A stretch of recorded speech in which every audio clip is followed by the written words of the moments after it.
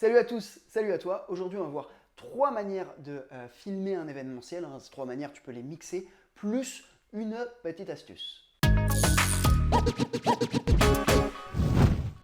Alors attention, dans cette vidéo, on va plus s'attaquer à la partie prise de vue que montage, parce que c'est aussi important le montage dans des films d'événements, et on va pas en parler aujourd'hui. Alors quand je parle de films d'événements, je pense à quoi? Je pense à des séminaires, à des mariages, n'importe quel événement en gros que tu dois filmer. Moi, le film d'événement, je fais beaucoup dans ma boîte, je trouve en fait que pour le vidéaste, c'est l'un des trucs les plus simples. En tout cas, si tu as un livrable qui est pas trop long, parce que c'est sûr que si tu dois faire un film d'événement de 40 minutes, c'est un petit peu plus complexe. En revanche, voilà, si tu dois faire un film d'événement de 3-5 minutes, je trouve ça assez simple. Pourquoi? Parce que tu as un temps assez long et tu vas être en run and gun, mais en gros, tu as le droit à l'erreur, parce que voilà, si tu foires un plan, c'est pas grave. C'est toi qui choisis les plans que tu vas prendre et tu vas avoir un laps de temps assez long. Donc un événement, ça peut durer une journée, ça peut aussi durer... Généralement, ça dure quand même un petit peu plus d'une heure. Donc voilà, tu as quand même un petit peu de temps pour filmer tous tes plans d'événements. Et sous réserve que tu tâches un petit peu de servir d'une caméra, oui, tu vas foirer quelques plans, mais la plupart, voilà, tu vas réussir à faire des belles images, notamment avec les trois manières que je vais te donner. Et en plus, ce qui est bien avec le film d'événement, c'est que c'est super formateur, parce que là, tu vas vraiment apprendre à maîtriser ton appareil et aller chercher différents plans et à t'entraîner à vraiment voir différents styles, quoi. Et justement, là, je t'en présente trois, mais tu vas avoir du mouvement, du plan serré, du plan large. Bref, c'est super formateur, je trouve. Alors la première manière, ça va être de filmer au ralenti. Alors oui, je sais, le ralenti, c'est facile, mais les gens, surtout les personnes qui ne se connaissent pas en vidéo, et donc les clients, ils trouvent ça beau le ralenti, ça a un effet waouh, et du coup, ça les fait un petit peu vibrer, et je t'invite à tourner en ralenti.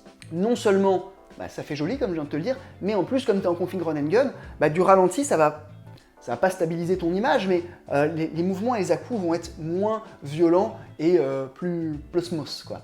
Donc clairement, voici deux bonnes raisons de faire du ralenti. Alors comment est-ce qu'on fait du ralenti? Je te prépare un épisode spécial ralenti que je vais tourner juste après, quand j'écrivais mes vidéos, j'ai écrit en me disant putain, je leur parle de ralenti, il faut que je fasse un épisode sur le ralenti. Donc la semaine prochaine, tu auras certainement ton épisode sur le ralenti, mais rapidement, sur le ralenti, tu vas avoir deux choix. Soit tu vas tourner en 50p, et si tu tournes en 50p, généralement tu pourras avoir le codec le plus haut et tu pourras avoir de la 4K.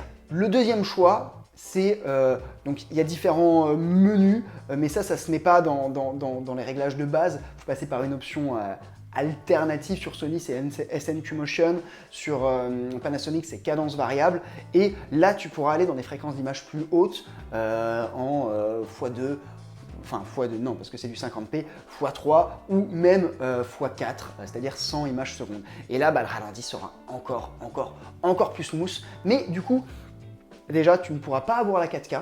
Alors j'imagine que sur des très grosses caméras, ça doit être possible d'avoir du 100 images par seconde en 4K, mais même moi sur ma FS7, j'ai pas de... Si je vais plus haut que du 50 images secondes, je suis plus en 4K. Enfin, je peux aller en 60 images secondes, mais là voilà, ça n'a pas trop d'intérêt si tu diffuses en 25. Alors moi, mon choix là-dessus, c'est que la plupart du temps, je préférerais quand même garder mon gros codec et surtout, le plus important, garder de la 4K pour me donner une marge de crop en post-prod, et donc je privilégierai du ralenti seulement x2. Après, si j'ai vraiment un truc avec du mouvement, là récemment, je filmais des chiens, un événement ciel où il y avait des chiens, c'était un centre d'éducation canin qui m'avait engagé, et là, oui, à un moment, je suis passé en cadence variable. 100 images par seconde, pourquoi? Parce que là, il y a des chiens qui couraient, et c'était plus beau, un chien qui court à 100 images par seconde que à 50. Deuxième manière, qui peut être cumulée avec la première, c'est le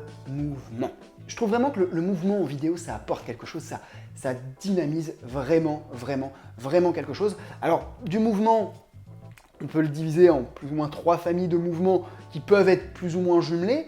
Tu vas avoir déjà, oui, le mouvement de caméra, et il ne faudra pas hésiter à faire du suivi, à accompagner le mouvement avec ta caméra, notamment si tu es en 50p ou en ralenti plus, ton mouvement, il a plus de chances d'être d'être smooth, et en plus, je t'invite à avoir quand même un appareil photo, enfin un appareil photo, un DSLR ou une caméra, hein, qu'importe, mais qui a quand même une bonne stab intégrée.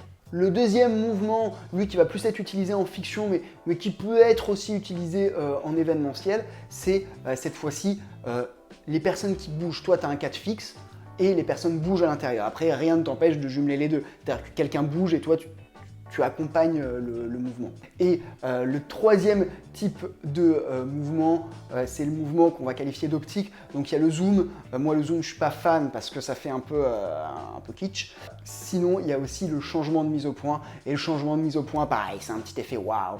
Les gens, quand les personnes qui ne s'y connaissent pas, moi, les clients souvent me disent « Ouais, je veux du flou, le flou, c'est bien, c'est beau. » Oui, le flou, ça te sort un petit peu de ce que tu as l'habitude de voir. Et donc, un petit changement de mise au point entre le premier plan et le second plan, c'est toujours efficace.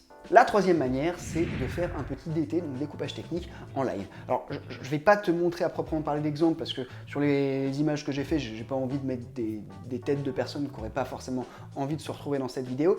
Mais en gros, tu vas, pendant que tu tournes, faire un petit découpage technique simple pour donner de la matière au montage. Alors, je vais m'expliquer avec un schéma. Alors, imagine, on a Mouche à bœuf et Tartempion qui sont en train de discuter. Et bien là, tu peux très bien te mettre déjà ici pour faire un plan de Mouche à bœuf avec Tartempion en amorce.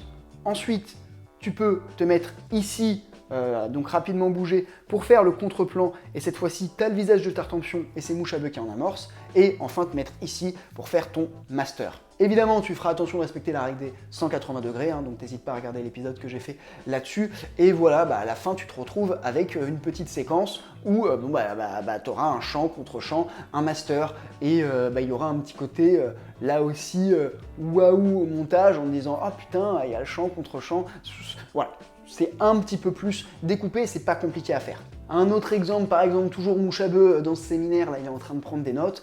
Vous pouvez commencer par un plan serré sur le stylo, ensuite vous dézoomez, donc raccord dans l'axe, et là vous voyez Mouche à bœuf de dos qui est en train d'écrire, et ensuite vous allez face à Mouche à bœuf, tout en respectant la règle des 180 degrés, et vous filmez Mouche à bœuf en plan poitrine, et voilà, pareil, vous avez 3 plans pour une même action. Après, il y a une autre option, hein, toujours dans cette manière de faire un DT, c'est de demander tout simplement à quelqu'un de faire l'acteur. Alors souvent c'est assez facile, les gens peuvent se prêter au jeu. Imaginez que vous êtes un mariage. Vous pouvez demander à une personne qui va ouvrir une bouteille de champagne de décomposer le mouvement de l'ouverture jusqu'à ce qu'il verse dans les verres. Donc ça pourrait déjà être par exemple un plan assez serré sur le bouchon, ensuite un petit peu plus large où débouche la bouteille. Ensuite, un troisième plan où le champagne est en train de se verser dans les bouteilles, donc de nouveau un plan serré. Et ensuite, peut-être un plan où les gens sont en train de traquer, un peu plus large.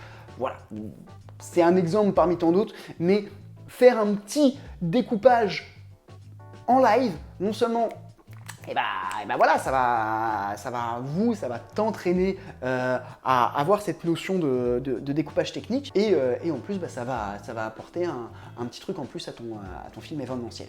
On a vu les 3 manières, je vous ai promis une petite astuce. Alors cette astuce, c'est pas non plus l'astuce du siècle, mais, et tu le fais peut-être déjà si tu as l'habitude de faire des films événementiels, mais c'est de te faire une checklist des trucs que tu dois absolument pas rater. Parce que dans les événements, va y avoir toujours un ou quelques passages où il faut absolument que tu sois là parce qu'ils vont pas se refaire, ou alors ils vont se refaire mais pas tout le temps. Donc moi par exemple quand je filme un séminaire, ça va être les applaudissements, ça va être quand les gens s'inscrivent au début du séminaire, enfin prennent leur badge, ça va être l'entrée dans la salle. Si c'est un mariage, ça va être le baiser avec la mariée, ça va être peut-être la préparation du costume.